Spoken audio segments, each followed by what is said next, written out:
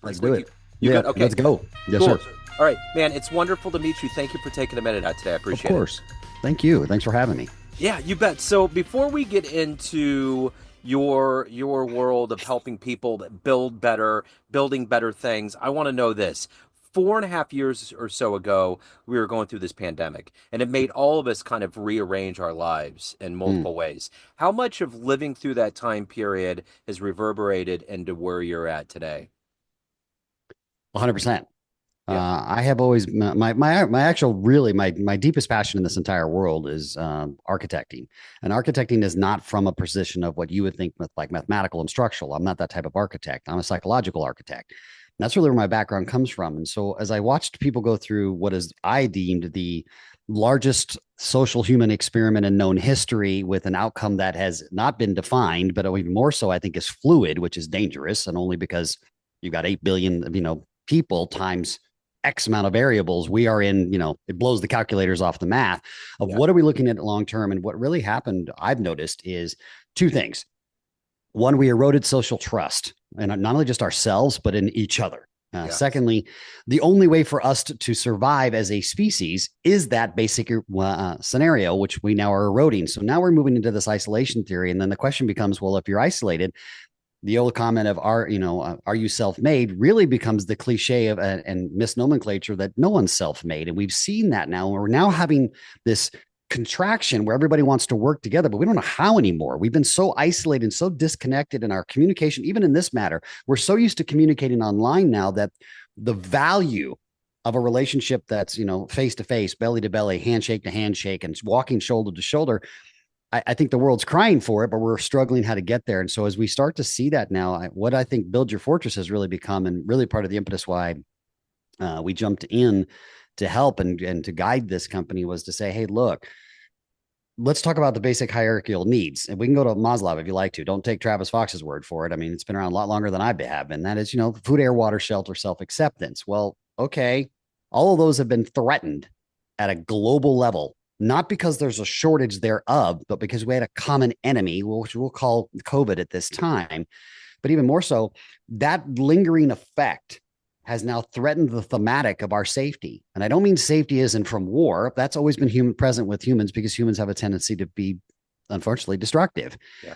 But I'm talking about being threatened from, holy crap, there is something that is powerful enough to wipe people off the planet in droves, shut us down, isolate us. And even though your home is supposed to be your castle, ergo the fortress name in and of itself, that too has become threatened. Yeah. And when I say that, not just from the past of the last 4 years, but let's look at the other part. And I'm not an activist, so please don't think that I am, people. And I'm not using it for social leverage. So anybody who has the comment, please don't. I just don't have the time or interest. It's not, it's a waste of energy. Yeah. But let's look at the climate. We're getting storms that are insane. Insane. I'm on the precipice of turning 55 this year, young, however, when I see snow on the beaches of Florida, and I see, LA on fire, I see, parts of the world utterly destroyed, whether it's wartime or not, utterly destroyed. We start to ask ourselves this question: well, how do we rebuild? If we A, can't cooperate together, and B, we are stuck in a mindset that says, well, we've got to build it traditional sticks and bricks because that's the way we've done it for the last 400 years. And I'm like, well, yeah, that's true. Here's a comment for you, though. When was the last time you saw an electric car in the last 400 years? And yet today it's commonplace. When is the last time you said, hey, Scotty, beam me up? And now it's real. But those things are socially accepted, but we won't shift our mindset that building structures is, at least as far as single family res, multifam, RALs, even storage units, we can build them out of a different style of material. And I prefer SIPs as my personal choice just because of the solidity and the structure of it. But there's many other great products out there, and they're being squashed and ignored. And now this safety thematic that we still are kind of coming out of, and I use that term loosely, of the last 4 years, is being compressed into now, specifically in the United States, our thematic of safety. We have an 8 million home single family resident deficit in the United States today. That does not include North Carolina. That does not include the devastation of Los Angeles. We haven't even rebuilt Katrina. So at what point do we start looking at ourselves and going, kids, we're still building in the Flintstones era, but we claim that we are living in the Jetsons world? It seems dichotomous and duplicitous. And then we sit there and go, the only reason that is is because we haven't shifted our mindset. And so for me, that would became the common thread of, if you look at the thematics are about safety. It's about people just going, hey, and to quote the great, John Cougar Mellencamp song, "Little Pink Houses for You and Me." That still was always and ultimately is the American dream, and any dream on the planet is to have a place you can at least call home for your very short period on this time on planet Earth. You can't take it with you, and there's no real ownership, but you could sure rent the heck out of it and enjoy that life and then move on to the next generation. And that is really what I think we're on the precipice of understanding, and what we call competitive collaboration. We're not competing against each other anymore, especially in the SIP industry. Quite the opposite. Build Your Fortress's agenda is to unify the industry, not saying under one umbrella, but one under ideology of, hey, we can all work together because there is so much to do. Yeah. That literally we could be building and pressing 24 hours a day with everything we've got, and all of us doing it together. Maybe we could get lucky and get to 1 million homes in the next couple of years. Just that gives me the clue that, hey, kids, and I say kids respectfully because all my board members are older than me and they all call me kids, so they've got me programmed. Even though I'm 55, they're elder statesmen, but they're like, hey, we need to start collaborating. So Build Your Fortress really took an initiative this year that said, hey, we can't keep up with what we've got. Can we create a consortium where, as sales come in, we'll sub them off to you and do a rev share? Now your customer acquisition is zero. I don't care who gets the glory. What I care about is getting results. And now specifically with our partnership with the Black Pack and CVG, my whole family's military. My eldest son is ex-special forces. My father was a fighter pilot. My uncle's a single star. I grew up in this world. I didn't get the opportunity to serve, but I understand the mentality enough because I've been around it my whole life. And I respect the men and women who stood on a wall, wherever that was, and said, Travis, you have the opportunity to pursue a dream, pursue one for us all, and don't waste your life being a knucklehead. And that's exactly the precipice of what Fortress is about, is going, hey, that's just because you took an oath and it's, you think it stopped when your uniform was over. That's fundamentally incorrect. All of us in the United States specifically swore allegiance to the flag. We took an oath to defend the Constitution, both foreign and domestic, and we are under attack, not from a physical experience, not from an outside threat like COVID. We're on the threat of, we're not building fast enough to support our people because of ideologies that are stuck in the past. Makes no sense when we have technology across the board that could truly make a difference in people's lives. And when you see a vet and we're losing 44 a day, that's a fact. That's a stat. 44 a day, so that you and I can have conversations like this. I was one of those guys who said, well, I don't have all the answers, but I'm sure as hell not going to sit on the sidelines and wait for someone else to do it. I'm going to get in the front lines and we'll figure it out. And I quote the great Sir Richard Branson, resolve to yes and figure it out along the way. And that's what Build Your Fortress has been doing. So let's get to the heart and soul of what you do on a daily basis. I'm going to put you in front of a bunch of grade school kids, third graders. Okay. It's career day. The kid in the back of the room is like, hey, what do you do for a living? What's your answer? Oh, you know what I get to do? I get to take ice cream sandwiches that are really big, and I get to put them together, and I get to make houses, I make hospitals, and I make schools that are like so cool. They're like a medieval fortress, but with a cool contemporary design, any way you want. So what could you design of the ideal house or castle or hospital or school that you would do? Show me what it was look like, and I bet you we can build it. That's how I would approach it. That's awesome. So let me ask you this. What did you want to be in the third grade? What was your dream? That's really funny you should mention that. The funny thing is I became that, and I left it to go do this. I'm a great Alan Watts fan. My doctorate is actually in psychology. My second one is in clinical hypnotherapy, and mine was, and still is to this day, hence architectural philosophy, which is, we have a blueprint for everything. We have a blueprint for how to build homes. We have a blueprint for cities, how to do governments, how to go to space or Mars. But we really don't have a structural blueprint of how do you navigate this beautiful thing called your body, your mind, your life, because dang, it goes by quickly. And even more so, we don't really tell people how to deal with it. We just say, hey, congratulations, we're going to pump you full of information. We're going to call you educated, and then we're going to throw your butt out into the real world, and welcome to the School of Hard Knocks, and good luck. Yeah. That's dumb, in my humble opinion. It's not necessary. We stand on the shoulders of great men and women over the last 6 centuries. And so an architect to be an architectural philosophy came down to, we have a sequencing issue, kids. And so for me, it was, how about this? You can call whatever religion you want. I'm not here to tell you what to believe. That is not my power, nor do I have the educational, or do I have the egoic space to say that. But I will invite all of you to subscribe to the philosophy that maybe there's something bigger going on in this known universe than our little human brains can handle. And let's look at that from an evidentiary point of view. The Egyptians, to the point, what was the first thing they did in the pharaohs embalming? Stuck a poker up their nose, ripped their brains out. Why? Because their brain goes back to dirt. It stays here. So if you look at it from a fundamental point of view, to rely solely on your mind as the only logical deductive process for you to navigate your life makes you dumb as dirt, because that's exactly what it is. Yeah. So there must be something bigger going on. So if you subscribe to an afterlife, whatever that may be, again, I don't care what the religious structure is. We call that great architect. You can call it whatever you want. Insert word. Then you must subscribe. Then how'd you get here? Where'd you come from? Because in order to survive, then unless you spontaneously combusted out of the air like the Big Bang Theory, which who knows, maybe that's possible. I have no living proof of it either. We must subscribe to something bigger than ourselves. And when you look at it from that point of view, everything becomes quasi-spiritual, not from a religious point of view, but a connective point of view. Because we all know, and this is what cracks me up. And I'll share this with you for quickly. One of the things I find most interesting is people ask me all the time, Travis, you're a hypnotist, you've worked with millions of people, you've done shows, TV, all this other stuff. How do you teach hypnosis? I said, the funny thing is I can't. And they said, why? I said, because the best hypnotist in the room isn't me. It's all of you. All of you have subscribed and hypnotized yourselves to believe, knowingly or unknowingly, the things that you know aren't true. Here's a perfect example. And I quote the great Alan Watts. Death is imminent. Period. We are all racing towards death at 100 miles an hour from the moment we're born, and we do everything we can to BS ourselves to believe in all of this nonsense that it really matters, as opposed to what about the people? Because those are the only things that are going to show up at your funeral. The houses don't care. Your money doesn't care. And I quote the great Steve Jobs, who is worth gazillions of dollars and not another day could his money buy. And we know that logically. We know it at the essence of ourselves. But we'll do everything we can to distract ourselves from that, including creating drama, creating narratives that are just complete nonsense. And yet, when you bring that up to somebody, the defensive posturing that comes from that is impressive. I'm like, wow. I said, so you're telling me that you're going to be immortal?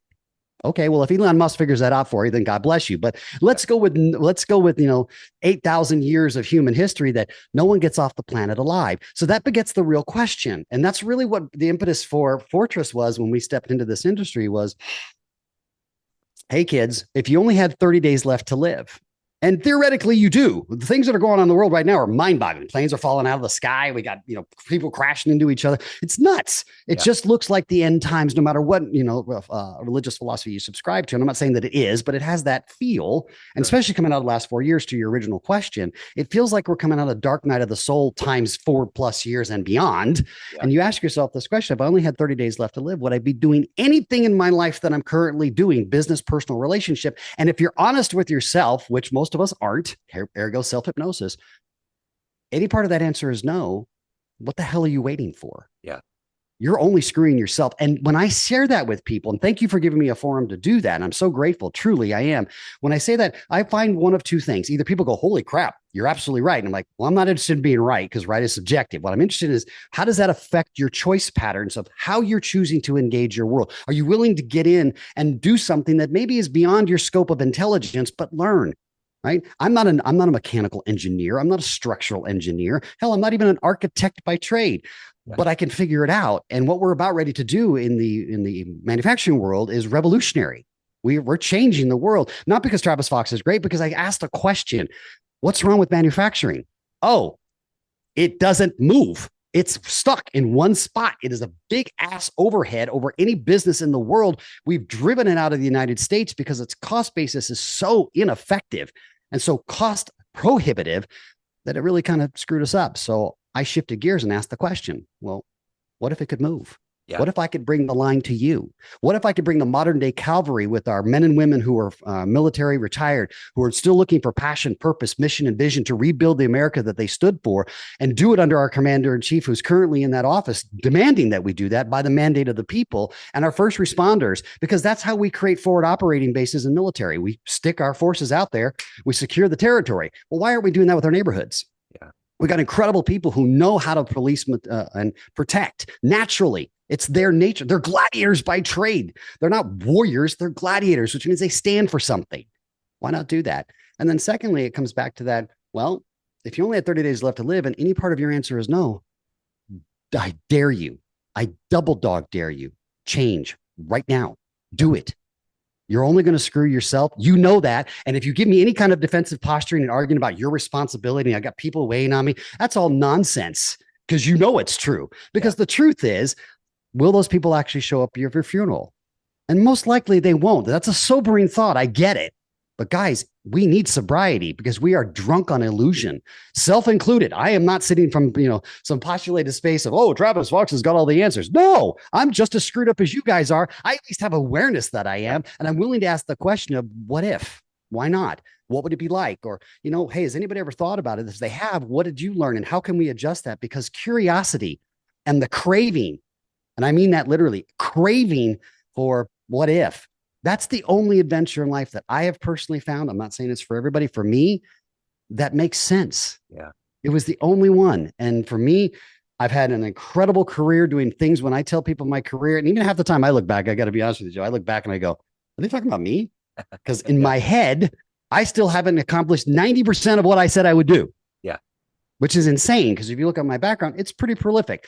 Am I Steve Jobs or am I Brad Pitt? No. But for Travis Fox's blueprint, yeah, great, good stuff. More to come. But in my mind, my hypnosis to myself says, man, you haven't done squat. Get your crap moving. You got to go. We got 1 million houses to build. We got people that need to be protected, that need to stop getting obliterated by these dang storms, and then insurance companies setting them up for failure that they can't get reinsured because it's a stick and brick house, but that's all you're building out of. Well, gee, isn't that a loop? Yeah. I mean, I hate to break it to you, but that's kind of psychologically insane, isn't it? I mean, what an insane world, but it's easily fixed. And it's not fixed by asking an outside entity to do it, at least in my humble opinion. Yeah. It is us, we the people. Whenever you look at history, whenever there's been transformative change, there's only one of two reasons. One, there is leadership change at the top that was rebellious enough to say, why not? Or the people rose up. Regardless of country, this is not a United States comment. This is historic comment. Go back and read your own history of it. The people rose up, and every major country has that. So what if, here we go, sounding patriotic, and forgive me for being on the podium for a minute, but part of what, we do with, Operation Knights of the Fortress, which is our Knights of the Fortress. It's our men and women who are former military. It doesn't matter branch or service. Doesn't matter gender. I don't care about any of that crap. I care that you're pink and you serve this country and you understand, hey, this is what trust, loyalty, and communication is all about. Yeah. Well, what if we uphold the oath? What if us as citizens, when we sat there and pledge allegiance to the flag for, one nation under God, for the republic which stands, we do all of that. That's an oath. What about the men and women who took the oath to defend this Constitution? The oath doesn't stop because you're not wearing the uniform. It was a heart oath. Well, what if we stood together? And so the Knights of the Fortress, which is called Operation Upholding the Oath, is town building, starting with the smaller towns that aren't getting support, like towns that are, 5,000 or 10,000 that really need revenue. These mayors, city councils are looking for anything for help. But instead of saying, hey, we need all your help, we're going to bring a big multi-million-dollar factory in here, we're going to put people back to work, and when it doesn't work, we're just going to bail and you're screwed. Well, what if we brought the factory to them, but it was mobile? So you help rebuild it. And then when it's done, you don't tax the city. They get the people they need for infrastructure. And when the time is right and there is enough infrastructure and they've got the property tax and the city's in revenue and you can see the growth and people feel that, then you consider bringing a facility in there. But that's what the modern day cavalry did. And I believe we're the modern day cavalry, which is called Knights of the Fortress, where we're bringing it to you. And we're bringing it to you in such a manner that it makes it with all due respect, fun. But two, you can see the results tangibly in real time because of the build speed of SIPs, but most importantly, the people that are doing it. And it inspires the one thing that I think we need most in this world right now. And at the risk of sounding utopia, but I don't care because at 55, I'm going to speak my guts.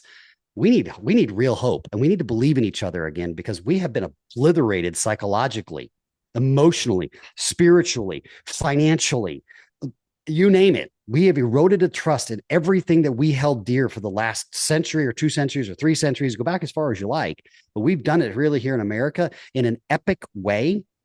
I don't know that we should be proud of that. Right. I don't think we should. I think we should drop all the ideology, drop this political crap, drop the weaponizing, stop the legal lawyer crap. With all due respect, lawyers, and my eldest son, who is ex-special forces, is a lawyer as well. But I said, hey, we're drowning in this legal system where we can just sue anybody for no reason. We actually use it as a weapon.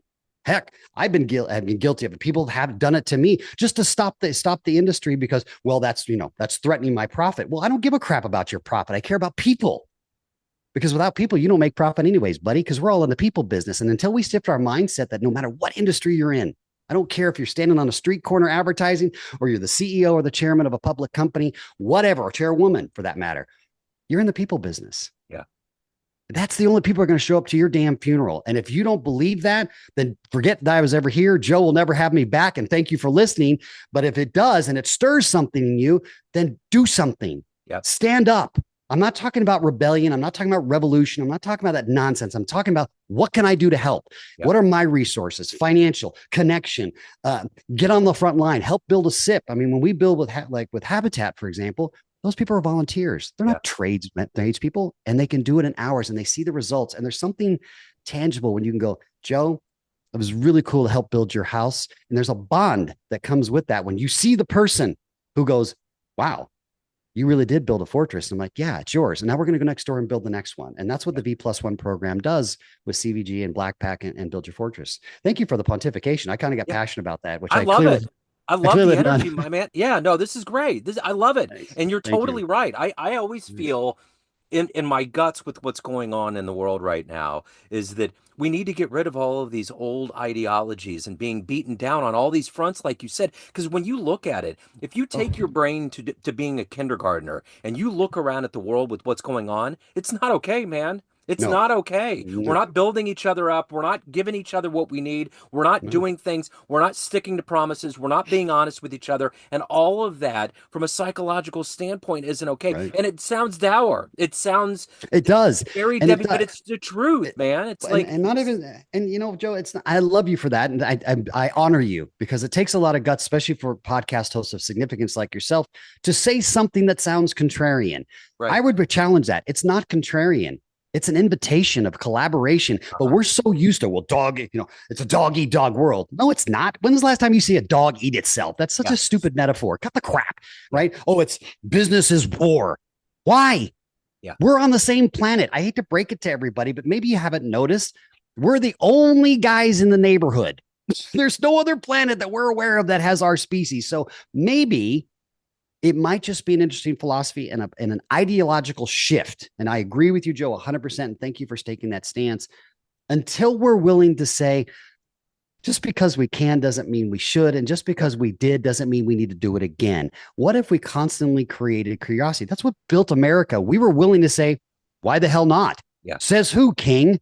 Who Yeah. made you king of the world? You were king of England, and we respect that, but you're not king of us. Yeah. Right? We're the ones over here dying. We're the ones over here trying to explore this territory with no maps and GPS and here's my map system like we have now. They did it in an incredible way. And I think it is a travesty. Yeah. I was invited, and I will tell you something that I'm really proud of, and it's not official yet, but I will tell you there's historic cities and towns across this country that have been tragically destroyed by old ideologies that were powerful towns at one time, and lives were lost, structures have never been rebuilt, and the Black Pack and BYF have been asked on one of those projects to stand up and to come and rebuild it. And I said, you know what? If that's the legacy I can leave, because that's what I wanted to be at 3 was I wanted to, I really wanted to be just kind of a spiritual guide, not a teacher, because I don't believe in that word. Even my mentor and master, who I sat under for 15 years, I said, I don't know if I'm worthy of the title teacher. I don't know that, because teacher means I know something more than you. Well, when I turned 50, I went to the board and I said, well, okay, it's official. I know 2 things and I can say, this is what we're going to do, board. And they're like, what's that? I said, I know Jack and I know crap. That's what I know. Everything else is a theory. It's a theory of ideology that I learned from somebody else or an experience, and I created an outlook on it. And then I claim that I know something. I don't know what happens after death. I can tell you what I believe, but I don't know it. I don't know what's going to happen 5 minutes from now when you and I go to the next question or where the show ends, whatever. Neither do you, but we walk around in the state of knowing. Yeah. And my response is, how about we move to a state of awe? AWE. Look around you. I shared the story with you. I was on the phone last night till 2 a.m, literally, because I don't sleep a lot. Because one, I'm like, you'll get all the sleep you need when you're not here. So how about we live our butts up? But Right. 2, it's just not my motif, as you can tell. I tend to operate at a high intense level, and I'm like, yeah, because I'm passionate about life. And one of the things that I've learned over my years, and I share it with you guys, and I'd be interested in your philosophy too, if you'd be willing to share, Joe, or anybody listening to the show, is I was listening to an elder stateswoman, and she and I were talking till 2 a.m, and she said, one of the things I've learned is that we grew up with this ideology that time is money. I think that is the travesty of human dynamics. And Yeah. I was guilty of it too until about 2 years ago. My life completely changed when I went, wait a minute, time isn't money. Time is time, because time, you don't get it back. I don't give a crap how much money you think you have or power you think you have. Time does not give a crap, and death, his friend, is non negotiable. Even God, whatever you believe in as God, doesn't stop death. It is inevitable. And it is the scariest, most terrifying comment, because everything that you think you know has no way to answer what happens. Yeah. And so we do everything to distract ourselves. And my response is, okay, if you're going to distract yourself, why not distract yourself with something that really gets you up in the morning, regardless of profitability? I'm not saying just go out and become, a monk and sit on the side of a mountain, although why not? I Yeah. dare you, because sitting in silence scares the crap out of most people I've ever met. And I was that way when I was younger too. But moreover, go do something. I've had the beautiful opportunity and great people in my life, and I have traveled this world 3 times. And I will tell you, the things that have changed my life had nothing to do with money. It was climbing Kilimanjaro at 48 years old. I'm not a mountain kid. I grew up in oceans. I'm scared to crap. I don't like being that high. I just don't. Met God at 19,000 feet, however you define God. I did right before summit. And, I got asked a very powerful question. And it was inside, and I was having what I had never had before, which is I had a psychological panic attack. I realized I couldn't breathe. I'm at 19,000 feet. There's no oxygen, and I'm not at the summit yet. And by the way, you don't get rescued up there. It's you in the mountain. And if Queen Kilimanjaro wants to take you, that's it. Yeah. And I saw several people go off the mountain that day that were dragged off the mountain, like in life threatening situations. And it became incredibly real to me. And my climbing partner, who had done Everest, so I thought I was in good hands, thought I was safe. We're back to that again. Got altitude sickness, because altitude sickness strikes indiscriminately. Yeah. And I made the rookie mistake, and I sat down for a second. The dumbest thing to do when you're at 19,000 feet. Don't do that. And I didn't know that. And all of a sudden my brain clicked in and was like, I can't catch my breath. It's like holding yourself underwater and not allowing yourself to come back up. It's that feeling. Or COPD is a similar experience if you've had it. And I just remember going, I have no idea how to get off this mountain. I can't run. What am I going to do? Fall down, 7,000 feet? That's a good idea. Yeah. How do I get off this mountain? And I heard this voice come in, no different than I've heard you talking to me right now, Joe. And it just said, hey, Trav, are you willing to die for it? Are you willing to die for this summit? And at first it scared the crap out of me, because I'm like, uh, wasn't my intention. That wasn't why I came here. I thought this was going to be cool. I get the summit and say, yay, I conquered the mountain, which is not true. That's another misnomer. You don't conquer Kilimanjaro. She lets you live, Yeah. because she's polite. Same with Everest. And then it came again. And then I remember saying to myself, what does that mean? And what the question wasn't asking was I whether physically die for it, although that was on the table at that current moment, was, are you willing to die to what you think you know? Because Travis, you don't know shit. Excuse my language. And nobody does. And we're all walking around in this self-hypnotic state that we know something. I don't. When I got in the SIP industry, I knew nothing about SIPs. All I knew is there was a problem. I went in out and I researched and said, what is the best, fastest way that's currently on the market, that is solid, that gives people good value, and we can actually have true, sustainable housing and stop raping people at profit over people? And I got into the industry and I joined and I said, I'll figure it out and I'll ask a question. And now we're on the precipice of doing that. But I will tell you, it's been hell. Yeah. I've been attacked financially. I've had lawsuits thrown at me. I've been tortiously interfered. I've had people steal from us. I've had moles. I've had people shut us down. I've had people shut off financing because we don't have enough EBITDA to make it worthy of Wall Street. And I'm like, well, how the hell do you think this country is going to get built? Manufacturing is what built us. I'm one of many that are starving in the manufacturing industry because, well, we've outsourced it. We are lazy to think that someone else should do it for us. Yeah. I think that needs to end now. Yeah. You have done so good at knocking all these dominoes down, and we've run away with the time. So what I want to ask is this. If anyone out there wants to get involved, they want to reach out, they want to learn more, they want to get involved, they want to change, how do they do that? What's the good business? Great question. I thank you. Shameless plug. Go to buildyourfortress.com. See what we're doing. You can email me directly. It's tf@buildyourfortress.com. I answer all my own email. I don't have an EA and I don't use AI. I use Travis. Yeah. And I'm not saying that's perfect either, by the way. In fact, it's probably not even close. But reach out to us. Reach out to our social media. Look for Build Your Fortress. Come out and build these things. Do it with us. Yeah. Because once you see it and you actually can feel the solidity of it, and you go, holy crap. This isn't just drywall on some insulation, and no disrespect to the drywall or the insulation industry, but we've evolved now, kids. We need Yeah. R factors that are solid. We have a grid that is falling apart. We have electric bills and heating bills that are off the charts because our R factor is an illusion. Yeah. It's not real.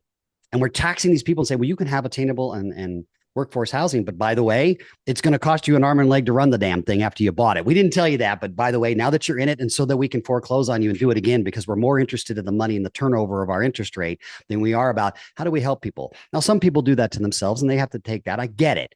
Right. I've been in real estate for 30 years myself in various different forms, from fix and flip all the way to the manufacturing side. And I respond with saying, but what if? What if we did it a different way? What if we got investing in a different way? What if we turn these scenarios over faster so the entire economy moves from the notes to the general contractors to the developers? And it's just a simple shift of, you don't have to see to believe, but if you do, then get your butt out here with us. We will gladly welcome you on. Put a hard hat on, because that's what insurance says you have to do. And in literally 20 minutes, you will figure out that ice cream sandwiches and paint by numbers is all you have to do, which, by the way, Joe, if I may tie it back, you learned that in third grade. Yeah. Right. You don't need to be a tradesperson to do this. They're there, and there's a reason. Electrical, plumbing, HVAC, those are skilled vocational trades, and I respect them, and I enjoy STEM a lot, especially in the vocational space. But as far as structural, come on. Yeah. Come on, man. Yeah. Honor that and get it done. Let's go do this. We can all make money together. It's the Netflix model, because you don't need to charge $4 billion. You can make $9 times 8 million. Last time I checked, that's a boatload of money. Yeah. Boatload of money. So the really question, go to Build Your Fortress, get involved. The Knights of the Fortress are making a call. We're upholding the oath, regardless of what side of the aisle you're on. I don't care about politics. I care about people, because that's the only thing that's going to show up at my funeral, and that's the only thing that's going to show up at yours. And the question you get to ask yourself, and I'll leave you on this, who the hell's going to show up to your funeral when all you were worried about was your PE report and your profit margin? Yeah, that's right. That's totally right. Travis, what a wonderful, wise, deep conversation. Thank you so much. Thank you for the work you're doing. Thanks for taking a slice out today. It's wonderful to meet you, man. Thanks for the opportunity. I appreciate it. Thanks for listening, everybody. Thank you, sir. Take care.